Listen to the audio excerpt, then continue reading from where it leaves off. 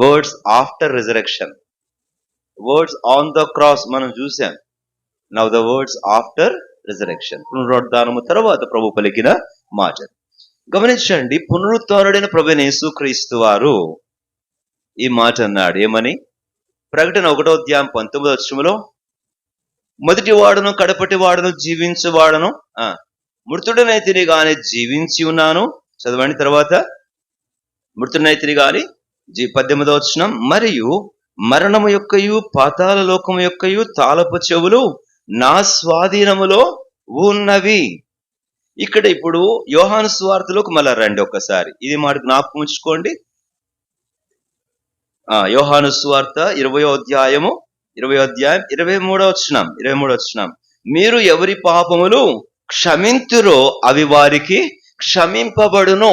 పునరుత్థానుడైన ప్రభువైన యేసుక్రీస్తు వారు పునరుత్థానము తర్వాత పలికిన మాటలలో క్షమాపణ అనే మాట మరలా వాడబడింది. సిలువ మీద మొదటి మాటలో ఏ పదం ఉంది చెప్పండి? తండ్రి వీరేమి చేస్తున్నారు, వీరెరుగరు గనక వీరిని క్షమింపుము అని పలికిన ఆ దేవుడు పరలోక ప్రార్థన నేర్పించినప్పుడు కూడా దానిలోనూ క్షమాపణ అనే మాట పలికిన ఆ దేవుడు భూమి మీద పాపములు క్షమించుటకు మనుష్య కుమారునికి ఏమి కలదు? అధికారము కలదు. ఆ అధికారం ఎప్పుడు కలదు అంటే ఇప్పుడు అంటున్నాడు, ఇదిగో నేను మృతుడైతిని గాని జీవించున్నాను, అధికారము పొంది తిని. దేనికి అధికారము? క్షమించుటకు అధికారం. ఆయనకున్న అధికారం పరిపరి విధాల వివిధమైన కారణాలకు ఉన్నప్పటికీ దానిలో the most beautiful authority God Jesus had to pardon, to forgive. The first blessing of resurrection or the word is pardon, kshamapana. Kshamapana. I had authority to forgive, even I had authority to condemn. శిక్షించేందుకు అధికారము కలిగిన నాకే ఇప్పుడు ఏ అధికారము కూడా ఉంది? క్షమించుటకు అధికారము కూడా ఉన్నది. ఇఫ్ ఎట్ ఆల్, ఒకవేళ ఇంకను సర్వాధికారం పొందిన ప్రభువైన యేసుక్రీస్తు వారు నిన్ను శిక్షించేందుకు అధికారము కలిగిన వాడు అన్న గమనిక నీకు లేక నీవు నిన్ను క్షమించేందుకును అధికారము పొందిన సజీవుడు అన్న అవకాశమును వినియోగించుకోకపోతే ఈ పునరుత్థాన దినమునైనప్పటికీ నీ పాపములు క్షమించేందుకొరకై అధికారము పొందిన ప్రభువైన యేసుక్రీస్తు వారు, ఎందుకు ఆయనకే ఉంది అధికారం అంటే ఆయనే నీ పాపములకు శిక్ష అనుభవించాడు కాబట్టి ఆయనకే నీ పాపములు క్షమించేందుకు అధికారము ఉంది. ఆ పాపములకు శిక్ష వేరొకరెవరో అనుభవిస్తే నాకు అధికారం ఉందని ఈయన చెప్తే ఆయనకు కదా ఉండాలి, నీకెందుకయ్యా అనేవారు. నేనే నీ పాపముల యొక్క శిక్షను అనుభవించిన వాడన గనక నిన్ను క్షమించేందుకు అధికారము నాకే ఉంది. నేను ఒకరి విషయంలో తప్పు చేసి ఒకరికి నష్టం కలుగజేసి వారు ఆ నష్టాన్ని భరించగా నేను మరొకరి దగ్గరికి పోయి ఆయన క్షమించింది అడిగితే అప్పుడు ఈయనేమంటాడు? నష్టపరిచింది నన్ను, నీ నష్టాన్ని భరించింది నేను, క్షమించవలసింది కూడా నేనే. కనుక ఈ దినం జ్ఞాపకం ఉంచుకుందాం, ప్రభువైన యేసుక్రీస్తు వారు నిన్ను క్షమించేందుకు అధికారము కలిగిన వాడు. సర్వాధికారము నాకు ఇయ్యబడి ఉన్నది. అదే మాట మళ్ళా ప్రకటన 1:19 చదివాం. మత్తయి 28 కూడా మాట చదవండి. 2వ తలంపుకు వెళ్ళిపోదాం. మత్తయి సువార్త 28వ అధ్యాయము 18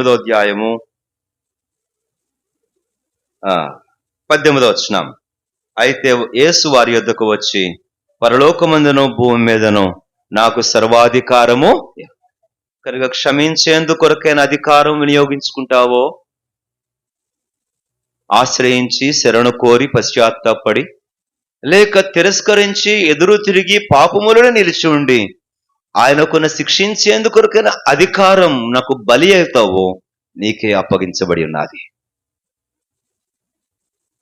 either to forgive or to punish. He had authority.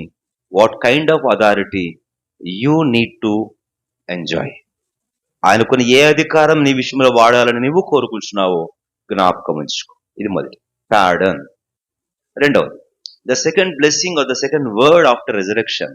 మనం చదివిన యోహాను సువార్త 20వ అధ్యాయం. పరభాష మాట్లాడే వాళ్ళు మనకు ఉన్నారు, ఈరోజు రాకపోయినా పాపం సహోదరి మెసేజ్ పెట్టింది నాకేంటంటే, అన్నా మేము లేమని ఇంగ్లీష్లో చెప్పడం మానేయద్దు, మేము మళ్ళీ వింటాము, రావడానికి అవ్వట్లేదని ఢిల్లీ పబ్లిక్ స్కూల్లో పనిచేస్తున్న సహోదరి కూడా మెసేజ్ పెట్టింది. కనుక వారి తమిళియన్స్ వాళ్ళ కొరకు మధ్యలో ఇంగ్లీష్ ముక్కలు వాడుతుంటారు. మీరు ఇబ్బంది పడి అననుకూలంగా ఫీల్ అవ్వాలి. రెండవది యోహాను సువార్త 20వ అధ్యాయం, ద సెకండ్ వర్డ్ దయచేసి చూడండి. ఇక్కడ నేను సీక్వెన్స్ లో రావటం లేదు, వరుస క్రమంలో అక్కడక్కడ కొన్ని సంగతులు మాత్రమే ప్రభు ఆత్మ జ్ఞాపకం చేసే కొద్ది చదువుదాం. 19వ వచనం. ఆదివారపు సాయంకాలమున శిష్యులు యూదులకు భయపడి తాము కూడి ఉన్న ఇంటి తలుపులు మూసుకొని ఉండగా యేసు వచ్చి మధ్యాహ్న నిలిచి, మీకు సమాధానము కలుగును గాక, peace be unto you, pardon be unto you, మీరు క్షమింపబడుదురు గాక. రెండవది పీస్ బి అపాన్ యు, మీకు సమాధానము కలుగును గాక. The beautiful word after resurrection. పునరుత్థానుడైన తర్వాత ప్రభువైన యేసుక్రీస్తు వారు పలికిన మాటలలో అద్భుతమైన మాట ఏమిటనంటే, మీకు సమాధానము కలుగునగాక. మరలా కొన్ని వచ్చాక కిందకు వస్తే, మరలా మీకు సమాధానము కలుగునగాక. భయముతోనూ కలవరముతోనూ కలతతోనూ దిగులుతోనూ నెమ్మది లేకును చింత విచారముతో నిండి ఉన్న వారులారా, నా సజీవత్వము మీకు పరిపూర్ణమైన నెమ్మదిని, పూర్ణ శాంతిని, నిండు సమాధానాన్ని మీకు అనుగ్రహించునుగాక.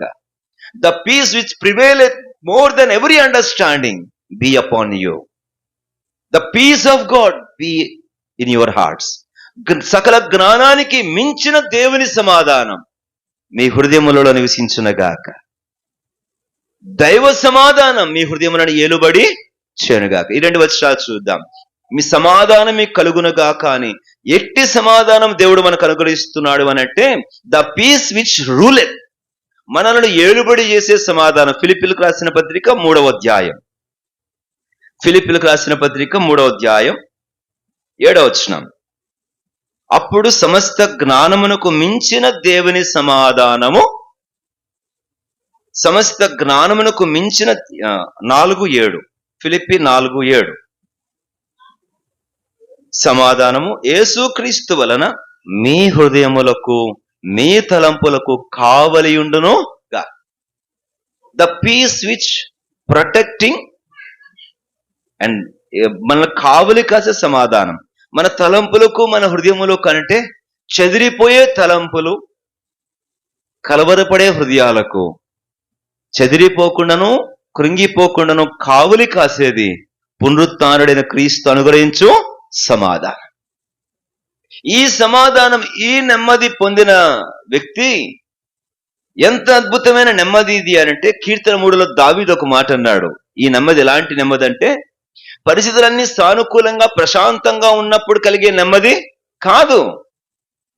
when things around us are very normal, that was not the peace which God has given. దేవుడిచ్చేటువంటి సమాధానం అది కాదు, అన్ని బాగున్నప్పుడు. when all the things are contrary around us, even then this peace will prevail in our hearts. మన చుట్టూ సంగతులన్నీ తారుమారైపోయి, కకావికలమైపోయి, భయానకమైపోయినప్పటికీ కూడా ఈ సమాధానం మన తలంపులు చెదిరిపోకుండా, మన హృదయం కృంగిపోకుండా మనల్ని కావలి కాసేది. కీర్తన 3లో దావీదు అన్నాడు, 10,000 మంది నా కత్తివాతను నా ప్రక్క కూలినను నేను భయపడను. చదవండి. 10,000 మంది దండెత్తి నా మీదకి వచ్చినను, మోహరించినను నేను భయపడను. యెహోవా. తర్వాత 4వ కీర్తన చివరి వచనం, 4వ కీర్తన. నేను నెమ్మదితో పండుకోవడం అంటే దొరడం కాదు, నెమ్మదితో పండుకున్నాను ప్రభువా, కాకపోతే నిద్ర పట్టుకు దొరలేను అనడం. ఏమంటున్నాడు? నేను నెమ్మదితో పండుకొని నిద్రపోవుదును. నేను ఒంటరిగా ఉండినను. ఈ సమాధానం మన ఒంటరితనాలలో, మన చుట్టూ మోహరించిన శత్రువుల మధ్య కూడా మన హృదయాలలో నిలిచి ఉండే సమాధానం. ఇప్పుడు కొలసీలకు రాసిన పత్రిక రండి. కొలసీలకు రాసిన పత్రిక, ఈ సమాధానం గురించి ఇంకొక మాట చూసి 3వ తలంపుకు వెళ్దాం. కొలసీలకు రాసిన పత్రిక 3వ అధ్యాయం 16వ వచనం, 15వ వచనం. కొలెషియన్స్ చాప్టర్ 3 verse 15. క్రీస్తు అనుగ్రహించు సమాధానము మీ హృదయములలో ఏలుచుండనీయుడి. ఇందుకొరకే మీరు ఒక శరీరముగా కావలి కాయు సమాధానం, ఏలుచుండు సమాధానం. This peace which ruleth over our hearts and it will guide us. ఎంత అద్భుతం! వాక్యం రాబడింది కీర్తన 3:11 వారికి దేవుడిని వారు ఎరుగరు, వారికి నెమ్మది లేదు, వారి మార్గంలో శాంతి లేదు, ఇవన్నీ రాబడినాయి పాపములున్న కాలం. కానీ ఈరోజు పునరుత్థానం క్రీస్తు మనల్ని కావలి కాసే దైవ సమాధానం, మనల్ని ఏలుబడి చేసే దైవ సమాధానం మన హృదయములకు అనుగ్రహించడమే పునరుత్థానపు శ్రేష్టమైన ధన్యత. కనుకనే అప్రవైన దేవుని మనం స్తుతించి ఆరాధించుదముగాక. మూడవది, దయచేసి రండి మత్తయి సువార్తలు చూద్దాం.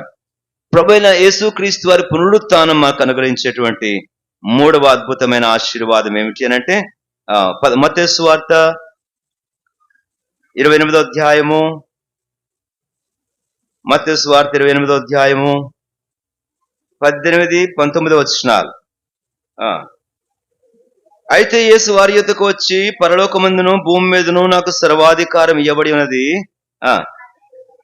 ఇప్పుడు మీరు వెళ్ళి సమస్త జనులను శిష్యులుగా చేయుడి, తండ్రి యొక్కయు కుమారుని యొక్కయు బాప్తిస్మమిచ్చు నేను మీకు ఏ సంగతులను ఆజ్ఞాపించుతునో వాటినన్నిటినీ గైకొనవలెనని వారికి పునరుత్థానుడైన ప్రభువైన యేసుక్రీస్తు వారు తాను పునరుత్థానపు శక్తి గలవాడు, ఆయన యందు విశ్వాసముంచిన మనకును ఆ పునరుత్థానపు శక్తిని అనుగ్రహించుచున్నవాడు. Power is the greatest third blessing of resurrected Christ. Power, not only pardoning us from our sins, not only giving us peace in our hearts, but also he is giving power over anything because he had power over everything.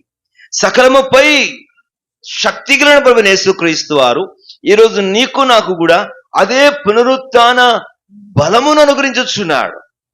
ఆ పునరుత్థాన బలం, పునరుత్థానపు శక్తి ఎటువంటి శక్తి అని అంటే, సకలములో ఓటమి పాలైన మన జీవితాలను ఓడిపోయిన బానిసలుగా బతికే జీవితములు కాదు గాని సమస్తముపై గెలుపు పొందే విజయవంతులుగా జీవించేందుకు కొరకైన శక్తిని ప్రభు మనకు అనుగ్రహిస్తారు. Power to overcome, power to obtain victory, victory over sin, victory over the world and victory over my flesh. ఆయన శక్తినిస్తున్నాడు. దేనికి అంటే గెలిచేందుకు శక్తినిస్తున్నాడు.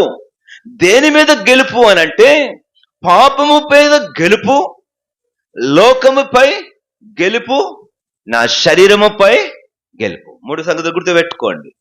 విశ్వాసికి ఉన్న శత్రువులు 3, విశ్వాసి పొందవలసిన గెలుపు 3. 1 పాపముపై. రోమీయులకు రాసిన పత్రిక 6వ అధ్యాయం, క్రీస్తు యేసుతో కూడా మీరు మృతి పొంది ఆయనతో కూడా మీరు లేపబడిన యెడల పాపము మీ మీద ఇక ప్రభుత్వము చేయదు. పాపము ఇక మీ మీద ప్రభుత్వము చేయదు. ఒకప్పుడు పాపం మన మీద రూల్ చేసింది. ఈరోజు ప్రభు మనకు విజయం ఇస్తున్నాడు. ఆ పాపమును ఓడించేందుకు కొరకైనా విజయం ఇస్తున్నాడు.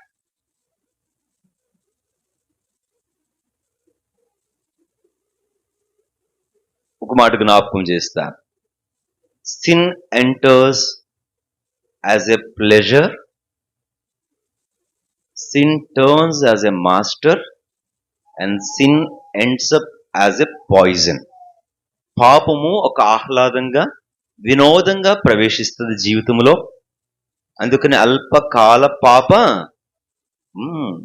కొంత భోగం, కొంత లాభం, కొంత సుఖం, కొంత వినోదం, కొంత ఆహ్లాదం ప్రవేశిస్తుంది. Sin turns as a master, పాపము యజమానిగా మారిపోతుంది. పాపము చేయు ప్రతివాడు పాపమునకు దాసుడు. దాని చెప్పు చేతులలోకి వచ్చి బానిసలమై వ్యసనపరులమైపోతాం. అండ్ 3వది, sin ends up as a poison. చివరికి పాపము మృత్యువుగా ప్రతిఫలాన్ని ఇస్తుంది. పాపము వలన జీతము మరణం. ఇట్టి పాపము మీద గెలుపు, ఇట్టి పాపముపై విజయం ప్రభువైన యేసుక్రీస్తు వారు మనకు అనుగ్రహించుచున్నాడు. The one who believed in the resurrected Christ is the one who has overcome our sin. ఎవరైతే పునరుత్థానుడైన క్రీస్తుని విశ్వసించారో వారు పాపము మీద విజయము పొందినవారు. రెండవది లోకము మీద విజయము. మొదటి యోహాను 5వ అధ్యాయం 2-3 వచనాలు. యోహాను రాసిన మొదటి పత్రిక 5వ అధ్యాయం 2-3 వచనాలు వాక్యం రాబడింది. లోకమును జయించు విజయము మన విశ్వాసమే. ఏమని చెప్పండి? లోకమును జయించు విజయము. కనుక లోకమును జయించుటనగా లోకమును జయించాలి అని అంటే ఇప్పుడు బయలుదేరి మనం ఇంటికి పోయి ఎవరి మీద పడితే వాళ్ళ మీద యుద్ధాలకు దిగుదామా? Is it the meaning? కాదు. లోకములో ఉన్నదంతయు, అదే మొదటి యోహాను 2వ అధ్యాయం చెప్పాడు, లోకములో ఉన్నదంతయు చెప్పండి, శరీరాశయు నేత్రాశయు జీవపు డంబం. లోకమును జయించుట అనగా ఇట్టి నేత్రాశను శరీరాశను జీవపు డంబాన్ని జయించుట. మూడవది శరీరం. ఈ శరీరము దాని ఇచ్చలు నశించాలి. వాక్యం చెప్పింది గలతీ 5వ అధ్యాయం, మీరు శరీరమును దాని ఇచ్చలను సిలువ వేసి ఉన్నారు. కాబట్టి గుర్తుపెట్టుకుందాం, ప్రభువైన దేవుడు పునరుత్థానుడైన తర్వాత క్షమాపణను ప్రకటించాడు. రెండవది ఆయన సమాధానాన్ని ఉచ్చరించాడు. మూడవది ఆయన శక్తిని అనుగ్రహిస్తున్నాడు. Power to overcome. విజయము కొరకైన శక్తి పునరుత్థానుడైన క్రీస్తు వలన మాత్రమే లభ్యం. We're already victorious. క్రీస్తులో మనం ఇప్పటికే విజయము పొందిన వారం. ఆ విజయాన్ని మనం విశ్వాసముతో అనుభవించాలి, ఆపాదించుకోవాలి. ఆయన మన తరపున మన కొరకు మన నిమిత్తం అపవాదితో పోరాడి మరణముతో పోరాడి సమాధి చేయబడి మన కొరకై మనల్ని విజయులుగా చేసేందుకు తాను మరణమును ఓడించి సమాధిని గెలిచి తిరిగి లేచాడు. నా కొరకు నా ప్రభువైన యేసుక్రీస్తు వారు విజయం పొందాడు, నా కొరకు పోరాడాడు, ఆయన విజయం పొందాడు. ఆ విజయము నాకు ఆపాదించాడు. అందుకనే దేవుని వాక్యం మొదటి కొరింథీ 15వ అధ్యాయంలో వాక్యం చెప్తుంది కదా, దయచేసి చదవండి. మొదటి కొరింథీ 15వ అధ్యాయం, మొదటి కొరింథీ 15వ అధ్యాయం 57వ వచనం. 1 Corinthians chapter 15 verse 57. ఆయనను మన ప్రభువైన యేసుక్రీస్తు చదవండి, మనకు జయం అనుగ్రహించుచున్న దేవునికి స్తోత్రము కలుగును కాక. యేసు ప్రభువారు ఆయన పొందిన విజయంలో మనకు భాగం అనుగ్రహించగా మనము విజయులమై విజయోత్సవముతో ఈ లోకములో జీవించాలని, మోర్ దాన్ కాంకరర్స్, అత్యధిక విజయశాలురమై జీవించాలని ప్రభు యొక్క ఆశ. For that victory God is giving this power of resurrection. ఆ విజయము కొరకై ఈ పునరుత్థాన బలమును ప్రభువైన యేసుక్రీస్తు వారు మనకు అనుగ్రహించారు. నాలుగవది, పునరుత్థానుడైన ప్రభువైన యేసుక్రీస్తు అనుగ్రహించిన 4వ సంగతి. దయచేసి యోహాను సువార్తకి రండి, ఇక్కడే చూద్దాం. మిగిలిన అనేకమైన మాటలు పునరుత్థానుడైన తర్వాత పలికిన మాటలు. మీరు కూడా మీ ఇంటికి పోయిన తర్వాత భక్తిగా కూర్చొని ధ్యానం చేయండి, ప్రభు మీతో మాట్లాడతాడు. ఇక్కడ ఒక సంగతి చూద్దాం. 20వ అధ్యాయంలో 20వ అధ్యాయము 17వ వచనం. యేసు ఆమెతో, నేను ఇంకనూ తండ్రి యొద్దకు ఎక్కిపోలేదు గనుక నన్ను ముట్టుకోవద్దు, అయితే నా సహోదరుల యొద్దకు వెళ్ళి నా తండ్రియు మీ తండ్రియు, నా దేవుడును మీ దేవుడునైన వాని యొద్దకు ఎక్కిపోవచ్చున్నానని వారితో. The fourth beautiful word is speaking about perfect bonding. Pardon, peace, power and perfect bonding. పరిపూర్ణమైన బంధం ప్రభువైన పునరుత్థానుడైన ప్రభువైన యేసుక్రీస్తు మనకు అనుగ్రహించాడు. ఆ మాటలలో మీరు ఆ బంధం అర్థమవుతుంది కదా, ఆ బాంధవ్యం, ఆ సాంగత్యం, ఆ చక్కని సంబంధం, ఆ సమీప్యత మీకు అర్థమైంది కదా. నా తండ్రియు మీ తండ్రియు, నా సహోదరులను నా దేవుడును. Now we are no more different or separated, we are all one. ఇప్పుడు ఒక్కటే.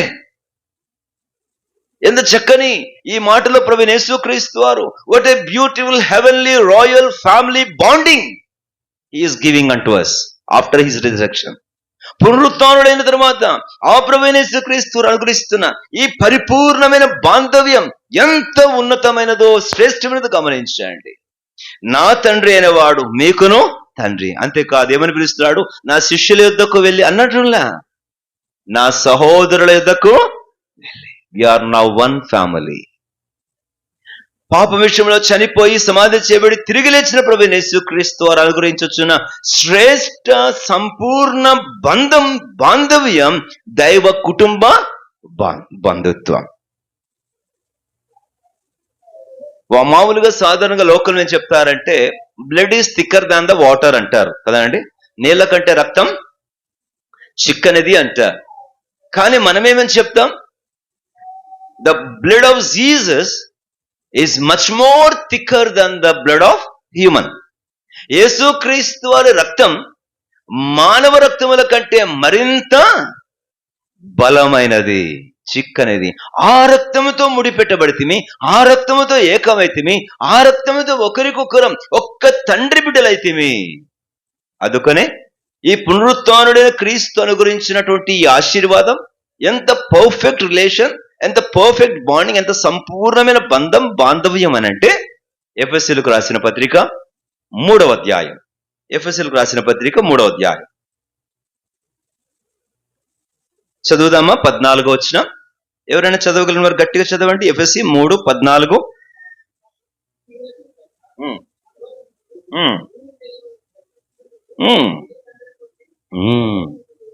వండర్ఫుల్. ఆ తండ్రి ఎదుట నేను భూమి మీద ఉన్న ప్రతి కుటుంబం, plural, many families, but now called as, అనేక కుటుంబాలు ఏమని పిలువబడతాయంట? ఏ తండ్రిని బట్టి కుటుంబము అని పిలువబడుచున్నదో. యేసుక్రీస్తు వారి మరణ భూస్థాపన పునరుత్థానములు, ఆయన పునరుత్థానుడయ్యాడు. ఇక్కడ అంటున్నాడు, నా తండ్రి మీ తండ్రి ఒక్కడే, మీరు నా సహోదరులు. ఇక మనము వేరు వేరు కుటుంబాలు కాదు, we're one family. We're one. అనేక కుటుంబాలు కాదు, క్రీస్తు ద్వారా మనం ఒక్క కుటుంబం. ఇదే మాట మనం మాట్లాడుతూ 4వ అధ్యాయంలో కూడా అంటాడు. 4వ అధ్యాయం 6వ వచనం, అందరికీ తండ్రి అయిన దేవుడు ఒక్కడే. అది పునరుత్థానుడైన తర్వాత క్రీస్తు పలికిన ఆ మాటలోని సారాంశం. నా తండ్రియు మీ తండ్రి అయినదు వాని యొద్దకు, నా దేవుడును మీ దేవుడైన వాని యొద్దకు వెళ్తున్నానని నా సహోదరులతో చెప్పండి. ఓ ప్రభువైన యేసుక్రీస్తు వారు అనుగ్రహించిన శ్రేష్ఠ కుటుంబ సహవాసం, దాని పరిపూర్ణత అని వెరుగుదువా? పునరుత్థానుడైన క్రీస్తు ఇచ్చిన అద్భుతమైన సంగతి అదే. నా సహోదరుల దగ్గర వెళ్ళండి. యూదుడని, హెలేనీయుడని, గ్రీసు దేశస్థుడని భేదము లేదు, దాసుడని స్వతంత్రుడని భేదము లేదు, స్త్రీ అని పురుషుడని భేదము లేదు. ఇట్టి అద్భుతమైన పరిపూర్ణ బంధం పునరుత్థానుడైన క్రీస్తే అనుగ్రహించాడు. అందుకై మనం అట్టి శ్రేష్ఠ సహవాసములో, సంబంధములో నిలిచి ప్రభువును సేవించాలని మనం నేర్చుకుందాం. చివరి మాట, లాస్ట్ పాయింట్. పునరుత్థానుడైన క్రీస్తు అనుగ్రహించిన పలికిన మాటలలో చివరిది మనం చదువుకుందాం. మత్తయి సువార్త 28వ అధ్యాయం లాస్ట్ వర్స్ చదవండి, చివరి వచనం. మత్తయి సువార్త 28వ అధ్యాయము 20వ వచనం. నేను మీకు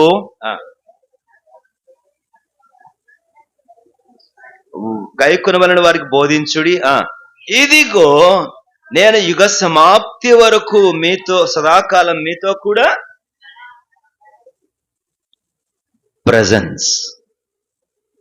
ప్రెజెన్స్, సన్నిధి. నేను మీతో కూడా ఉందును. నేను మీతో కూడా ఎప్పటి వరకు?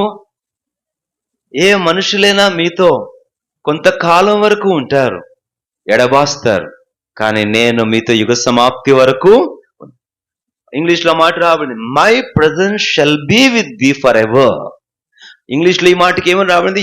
యుగ సమాప్తి వరకు నా సన్నిధి మీతో కూడా ఉండును. దేవుని సన్నిధి, అద్భుతమైన ఆ దేవదేవుని క్రీస్తు, పునరుత్థానుడైన క్రీస్తు సన్నిధి మనతో కూడా ఉండుటయే మన అద్భుత భాగ్యం, మన ధన్యత, మన ధైర్యం. మోషేతో ఒకసారి అన్నాడు దేవుడు, మోషే వీరు పద్దాగా తిరగబడుతున్నారు, సనుగుతున్నారు, నువ్వు తీసుకుపోవారిని, నేనైతే రాను అని అన్నాడు. అప్పుడు మోషే అంటాడు, నీ సన్నిధి మాతో రానియడలా మేము ఏమాత్రం ముందుకు పోం. పునరుత్థానుడైన క్రీస్తు మనతో కూడా ఉన్నాడన్న ఆయన సన్నిధి, ఆయన స్పర్శ, ఆయన మనతో కూడా ఉన్నాడన్న ఈ స్పృహ మనకిస్తున్న ధన్యత ఎంత గొప్పదో. He is with me, he is with me. ఓసారి ఒక పాస్టర్ గారు ఒక అరణ్యంలో రాత్రి మీటింగ్ ముగించుకొని వెళ్తున్నాడు. రాత్రి మీటింగ్ ముగించుకొని వెళ్తా ఉంటే వారు అడిగారు, అయ్యగారు ఉండొచ్చు కదా, రాత్రి చీకటి అయిపోయింది, అడవిలో పడి వెళ్ళాలి, మళ్ళా ఇక్కడే ఉండొచ్చు కదండి అని అంటే, అప్పుడు ఆయన అన్నాడు, లేదయ్యా నేను పోతాను, తప్పదు వెళ్ళాలన్నాడు. అని అంటే వాళ్ళు అన్నారు, ఒక్కడే ఏం వెళ్తామండి అని అంటే, ఒక్కడినంటే మీరు పెద్ద అబద్ధం ఆడుతున్నారే అని గొడవకు దిగాడు. అదేంటండి ఒక్కరే పోతున్నారు కదా, మీతో ఎవరు వస్తున్నారు అంటే అన్నాడు, మీకు ఒక్కరే కనబడుతున్నారు, మేమైతే ఇద్దరం. మేము ఎంతమందిమే? మేము ఇద్దరం, నేను నా దేవుడు. I'm alone but not lonely, I'm alone but not lonely. నేను ఒంటరిగానే కనబడుతున్నా, కానీ ఏకాకినైతే కాదు, నాతో నా దేవుడు. బయలుదేరిలాడు. ఆ చీకటిలో ఇంతలోగా రక్షింపబడలేదు ఆయన భార్య. ఆమె బాగా లోకస్తుడు, ఎప్పుడు పద్దాకు దేవుడు అని పోతున్నాడు. ఈయన బెదిరిస్తే ఒకసారి మళ్ళీ రాత్రి కాలం వదిలేసి పోకుండా ఉంటాడని చెప్పి వాళ్ళ తమ్ముడిని పిలిచి, అరే తమ్ముడా, మీ బావ చూడ రాత్రింపాటు మీటింగ్లని అదని ఇదని భక్తి అని పోతున్నాడు, ఎట్టని బెదిరించాలరా, పోకూడదురా ఎప్పటి నుంచి అంటే, ఆ తమ్ముడు నీకేమక్క నేను చూసుకుంటాను బో అని బయలుదేరాడు. ఆ చీకటి అడవిలో వస్తా ఉంటే ఆడేం చేశాడంటే, తెల్లని వస్త్రం ఒకటి ధరించుకొని పైన ఒక కుండ పెట్టుకొని తల మీద, ఆ కుండకి తెల్లని బొట్లు పెట్టి పొదల చాటును దాక్కొని ఉన్నాడు. ఇందులోగా పాస్టర్ గారు పాటలు పాడుకుంటూ కునురాగాలు తీసుకుంటూ వస్తా ఉంటే ఒక్కసారిగా పొదలోంచి అని లేచినాడంట. భయపెట్టేద్దాం, అయిపోయింది, ఇంకా మా బావ అయిపోయాడు, కడగళ్ళు ఆడిపో, ఇంకోసారి ఎప్పుడు రాడు దయ్యాలుంటాయని చెప్పి అని లేచాడంట పైకి. ఈ పాస్టర్ గారు ధైర్యంగా లాగి నిలబడి, హలో నీవు నా స్నేహితుడివే, హలో ఫ్రెండ్ అన్నాడంట. హాయ్ మై ఫ్రెండ్ అని అన్నాడంట. వీనికి ఉన్న మతి పోయింది. ఎవరికి? ఈ దయ్యానికి. స్నేహితుడినా? భయపడలేదండి బావా అనుకుంటూ తీసాడంట.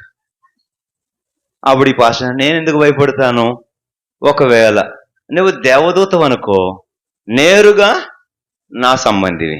ఒకవేళ దయ్యపాత్మ అనుకో, నేరుగా నా భార్య తరపు చుట్టానివి. ఎలాగైనా నువ్వు నా రిలేటివే కదా, నేను పరాయుడు కాదు కదా, నేను భయపడినే, యు ఆర్ మై రిలేటివ్ అన్నాడు. మన జీవితంలో మన ప్రభు అయిన దేవుడు మనతో కూడా ఉండగా, ఆయన మనతో నివసిస్తుండగా, ఆయన సాగిపోతుండగా మనకు భయమేలా. నేను మీతో కూడా ఉందును అని చెప్పిన ప్రభు మీతో మీరు యోగ్యంగా ఉన్నప్పుడు, సుఖంగా ఉన్నప్పుడే ఉందును అన్నాడా? లేదే. నీ ప్రతికూలతలో ఉందును, నీ నిందలలో మీతో కూడా ఉందును, యుగ సమాప్తి వరకు మీతో కూడా ఉందును. Presence was promised. పునరుత్థానుడైన క్రీస్తు తన సన్నిధిని మనకు వాగ్దానంగా ఇస్తున్నాడు. I will be with you, my presence shall be with you. Not only in cool, normal, peaceful situations, సమాధానకరమైన వార్తలు కాదు, ప్రతికూలతలలో, నిందలలో, అవమానాలలో, హింసలలో, శ్రమలలో, దుఃఖములలో, గాయాలలో, నీ జీవితపు ప్రతి పరిస్థితి యందు నా సన్నిధి మీతో కూడా ఉండును. నేను మిమ్మల్ని విడువను. దైవ సన్నిధి, పునరుత్థానుడైన క్రీస్తు మనకు అనుగ్రహించిన శ్రేష్టమైన ఆశీర్వాదం. కావున దేవుని బిడ్డలారా, అట్టి సన్నిధి మనతో కూడా ఉన్నదన్న దృఢమైన నిశ్చయతతో మనం ముందుకు సాగిపోవాలి. అందుకే నేను జ్ఞాపకం చేస్తా, పునరుత్థానుడైన క్రీస్తు 28వ అధ్యాయం మత్తయి సువార్తలో చివరి వచనంలో, ఇదిగో యుగ సమాప్తి వరకు మీతో కూడా ఉన్నాను, నిత్యం మీతో కూడా ఉండేవాడు. మై ప్రెజెన్స్, ఆయన సన్నిధి మనతో కూడా ఉంది. కావున చింత విచారం వద్దు, దిగులు బాధ వద్దు. వాస్తవంగా ఆ ప్రకటన 1వ అధ్యాయంలో పద్మాస్ ద్వీపంలో యోహాను కూడా అదే బాధతో ఉన్నాడు. యేసు ప్రభు వెళ్ళిపోయాడే, ఆయన మరణించాడు, ఆయన తిరిగి లేచాడు, ఆయన వెళ్ళిపోయాడు పైకి. ఇప్పుడు ఏంటి, ఎవరున్నారు? ఆ సంఘాల పరిస్థితి ఏంటి? అపోస్తుల మా పరిస్థితి ఏంటి? నన్ను తీసుకొని వచ్చి ఈ నడి సముద్రంలో పద్మాసు అనే ద్వీపంలో పరవాసిగా శిక్షకు విధులు పెట్టేశారు. ఆ సంఘాలు ఏమైపోతాయి, అపోస్తలులు ఏమైపోతారు, భవిష్యత్తు ఏంటి, అంత ఎలాగుంది అనే వేదన, బాధతో ఉన్నాడు పద్మాస్ ద్వీపములో. అప్పుడు యేసుప్రభు వారు ప్రత్యక్షమయ్యాడు నిలువుటంగీతో. ఆయన ప్రత్యక్షమే అంటున్నాడు, 7 నక్షత్రము నా చేత పట్టి ఉన్నాను, 7 స్తంభాల మీద తిరుగుతున్నాను, ఇదిగో నేను యుగ యుగములు సజీవుడనై నేను లేను అన్న భావన నీకు బాధ కలిగిస్తుంది, భయమును పుట్టిస్తుంది నీ పరిస్థితుల కొరకాయి. నేను ఉన్నాను అన్న స్పృహ నీ ప్రతి భయానకమైన పరిస్థితులలో నిన్ను ధైర్యముతో నడిపిస్తుంది. నేను సజీవుడను అని అక్కడ యోహానుతో మాట్లాడాడు. ఈరోజు మనతో కూడా పునరుత్థానుడైన క్రీస్తు అదే మాట్లాడుతున్నాడు. భయపడకము, నేను మొదటి వాడును కడపటి వాడును జీవించువాడును, ఇదిగో మృతుడనైతిని గాని యుగ యుగములు సజీవుడనై ఉన్నాను. మోకరించండి, ప్రార్థన చేసుకో.